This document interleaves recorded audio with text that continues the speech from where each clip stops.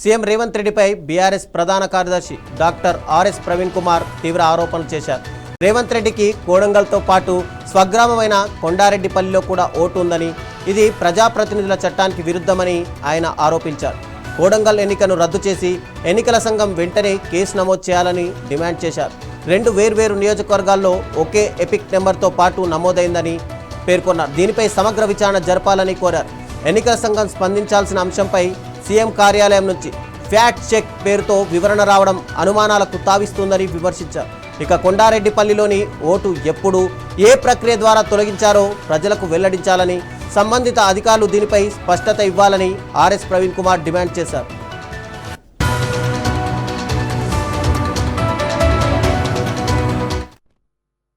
ఒక electoral fraud కు పాల్పడితే, అంటే ఎన్నికల నియమావళిని ఉల్లంఘిస్తే, ఎన్నికల మాల్ ప్రాక్టీసెస్ కు పాల్పడితే ఇంకా సాధారణ పౌరుల పరిస్థితి ఏమిటి?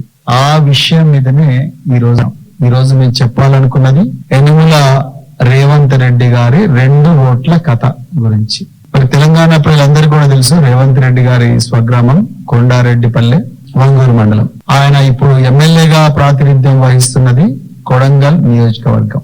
రిప్రజెంటేషన్ ఆఫ్ పీపుల్స్ యాక్ట్, ప్రజా ప్రాతినిధ్య చట్టం 1950 ఏం చెప్తుందయ్యా అంటే, ఏ పౌరుడికి కూడా 1 కన్నా ఎక్కువ నియోజకవర్గాల్లో ఓటు ఉండడానికి వీల్లేదు. సెక్షన్ 17 చాలా క్లియర్ గా చెప్తుంది.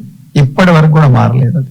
సెక్షన్ 31 ప్రకారము ఆ కేసు రుజువవుతే, ఆ నేరం రుజువవుతే 1 సంవత్సరం పాటు జైలు శిక్ష, ఒక వ్యక్తి 1 కన్నా ఎక్కువగా నియోజకవర్గాల్లో ఓటు కలిగి ఉంటే, this is a non cognizable offence. మరి యనుమల రేవంత్ రెడ్డికి కొండారెడ్డిపల్లిలో కూడా ఓటున్నది. ముఖ్యమంత్రి హోదాలో ఉన్న వ్యక్తి ఎప్పుడైతే సెక్షన్ 17 ఒకటే వ్యక్తికి 2 చోట్ల ఓటు ఉండకూడదన్నది నేరమైనప్పుడు మరి